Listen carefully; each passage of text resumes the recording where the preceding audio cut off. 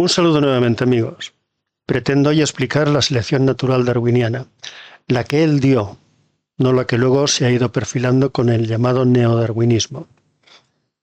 La selección natural es el mecanismo de cambio de las especies y fue propuesta por Darwin en un libro cuyo título es El origen de las especies por medio de la selección natural o preservación de las razas o especies favorecidas en la lucha por la vida. Según dije al final del vídeo pasado, muchas de estas expresiones, si no todas, son metafóricas. Pero tenía razón Darwin, en las ciencias se utilizan otras expresiones como atracción, afinidades selectivas, etcétera, que son también metafóricas. En contra de una muy extendida y confusa interpretación de estas ideas, las de Darwin, la teoría de la selección natural no es una teoría sobre un supuesto orden natural que hubiera proyectado Dios o la madre naturaleza. Cierto es que los términos en que se expuso, términos presentes en el título mismo del libro, dan pie a la confusión por proceder del lenguaje común de la gente, pero el propio Darwin se encargó de darles un contenido preciso que cualquier científico pudiera aceptar. A confusión se presta, por ejemplo, en primer lugar, el término selección natural. Según el diccionario de la Real Academia de la Lengua Española, este vocablo vale por acción y efecto de elegir una o varias personas o cosas entre otras, separándolas de ellas y prefiriéndolas. Si se toma en este sentido, entonces habría que entender que la naturaleza prefiere a unas especies sobre otras y acto seguido las elige para preservarlas. Pero esto sería lo mismo que aceptar que la naturaleza es una persona con voluntad e inteligencia, para preferir, elegir y preservar, en cuyo caso la teoría de Darwin no sería distinta de la de Buffon y ni siquiera se habría alejado del libro del Génesis o del mito platónico de Prometeo, que aparece en el Protágoras, pasaje 320c a 322e, y que dice así, se lo leeré a ustedes para que vean cómo se está pudiendo aceptar en nuestro tiempo que la teoría darwiniana realmente es lo que expresa Platón en el mito de Prometeo. Dice así: era un tiempo en el que existían los dioses, pero no las especies mortales. Cuando a éstas les llegó, marcado por el destino, el tiempo de la Génesis, los dioses las modelaron en las entrañas de la tierra, mezclando tierra, fuego y cuantas materias se combinan con fuego y tierra. Cuando se disponían a sacarlos a la luz, mandaron a Prometeo y a Epimeteo que las revistiesen de facultades, distribuyéndolas convenientemente entre ellas. Epimeteo pidió a Prometeo que le permitiese a él hacer la distribución. Una vez yo haya hecho la distribución, dijo, tú la supervisas. Con este permiso comienza a distribuir. Al distribuir, a unos les proporcionaba fuerza, pero no rapidez, en tanto que revestía de rapidez a otras más débiles. Dotaba de armas a unas que, en tanto que para aquellas a las que daba una naturaleza inerme, ideaba otra facultad para su salvación. A las que daba un cuerpo pequeño les dotaba de alas para huir o de escondrijos para guarecerse, en tanto que las que daba un cuerpo grande, precisamente mediante él, las salvaba. Esta distribución de facultades parece de lo más razonable. También se presta a confusión en Darwin la expresión lucha por la vida, que directamente tomada del lenguaje corriente sugiere la necesidad de afanarse, atacar y defenderse para sobrevivir, de tal manera que solamente los fuertes, decididos, agresivos y sagaces recibirían de manos de la madre naturaleza el regalo de la vida, como si ésta hubiera decidido que no puede haber lobos sin corderos y que lo mejor para todos es que impere la armonía que resulta de la guerra, como en el mito de Prometeo. En contra de esta interpretación debe argumentarse que o bien la naturaleza es una persona, pues de otro modo no se entiende que prefiera algo, o bien es una cosa o un conjunto de ellas, pero entonces no se entiende que pueda elegir ni planificar cosa alguna. Lo primero es imposible, porque entonces Darwin no habría escrito una teoría científica, sino un mito semejante al de Prometeo. Luego tiene que ser verdadero lo segundo. Y vamos a la teoría darwiniana, a la auténtica. Ateniéndonos al título del libro de Darwin y prestando atención a sus conceptos, en el orden que mejor venga a esta exposición, cada uno de ellos significa, según creo, lo que sigue a continuación. En primer lugar, el primer concepto es el de especie.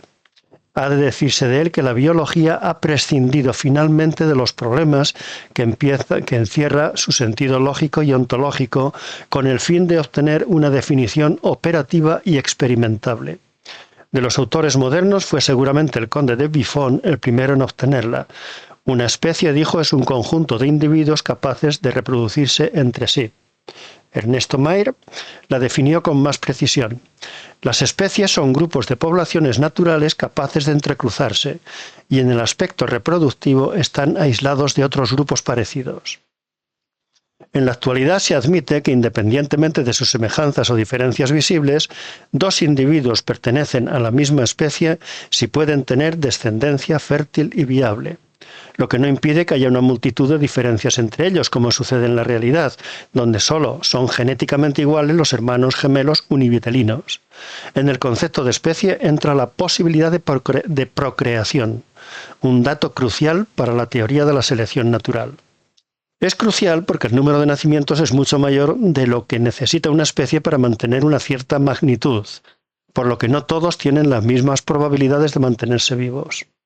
Como Darwin comprendió tras leer a Malthus, los individuos tienden a crecer en progresión geométrica y los alimentos en progresión aritmética. Luego muchos tienen que perecer antes de tiempo, lo que ha de deberse a alguna desventaja que habrán sufrido frente a los que no perecen. En segundo lugar, dicha desventaja tiene que ver con el segundo concepto, el de diferencia, que se refiere en primer lugar a la que puede existir entre animales de una misma especie. Una diferencia cualquiera como la de color puede ser una ventaja decisiva para la supervivencia de un grupo. Puede servir de ejemplo el estudio de la polilla del abedul, Biston betularia. La Biston betularia es una especie que cuenta con dos formas genéticas. Forma típica de colores claros con motas oscuras y la melánica o carbonaria, de color oscuro uniforme. La forma clara había sobrevivido con relativa facilidad antes de la revolución industrial porque podía pasar desapercibida sobre la corteza cubierta de líquenes de los árboles, lo que le dio mayores probabilidades de sobrevivir y llegar adulta, reproducirse y ser casi la única forma existente durante mucho tiempo. Pero cuando la contaminación industrial desnudó de líquenes la corteza de los árboles, la forma oscura resultó mejor camuflada, por lo que aumentó considerablemente la cantidad proporcional de sus individuos. El tercer concepto es el de razas favorecidas o preservadas por la naturaleza, comúnmente entendido como razas fuertes. Es evidente que la primera polilla fue fuerte en un momento y la segunda en el siguiente, pero que la fuerza de ambas no fue otra cosa que poder reproducirse. Ahora bien, esta fuerza consistirá entonces en una conjunción casual de circunstancias, que en el caso de la polilla del abedul es la conjunción del medio externo, poblado de depredadores, y el color. El cuarto concepto es el de naturaleza, que como se habrá ido comprendiendo ya es justamente esa conjunción casual a que se acaba de aludir, una idea que nada tiene que ver con la madre naturaleza, un ser consciente que se estaría ocupando de sus cachorros. Ella es la que favorece y preserva un grupo de animales por ser portadores de una cierta diferencia y por tanto el agente que los selecciona. No se trata, en consecuencia, de que, por ejemplo, la Biston betularia adopte por sí misma un color u otro para sobrevivir, como tal vez habría pensado Lamarck, sino de que sobrevivirá más fácilmente si el color con que han nacido algunas polillas individuales las oculta a la vista de las aves. Tampoco se trata de que la naturaleza proteja a sus criaturas, sino de que el azar de los cambios deja a unas más expuestas al peligro y a otras menos. El quinto concepto es el de lucha por la vida, struggle for life, que obviamente no hace mención de lucha alguna que los animales o las plantas debieran librar entre sí, sino de las probabilidades de supervivencia y procreación que todos ellos tengan, probabilidades que habrán de depender de que las diferencias de algunos les sean favorables en el medio en que se hallen. Si lo son, tendrán una oportunidad de llegar más fácilmente a la edad adulta, reproducirse y transmitirlos a su descendencia. Se dirá entonces que la especie está adaptada. Si no lo son, llegarán con dificultades e incluso no llegarán. Su número será cada vez menor y la especie podrá extinguirse por completo. Será entonces una especie inadaptada.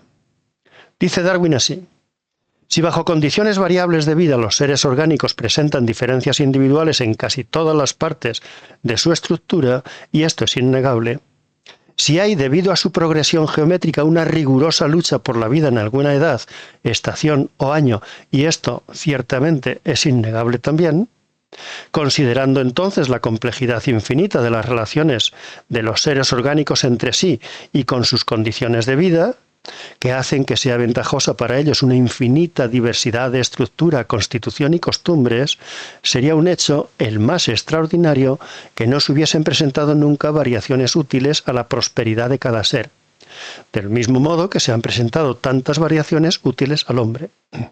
Pero si las variaciones útiles a un ser orgánico ocurren alguna vez, los individuos caracterizados de este modo tendrán seguramente las mayores probabilidades de conservarse en la lucha por la vida, y por el poderoso principio de la herencia tenderán a producir descendientes con caracteres semejantes.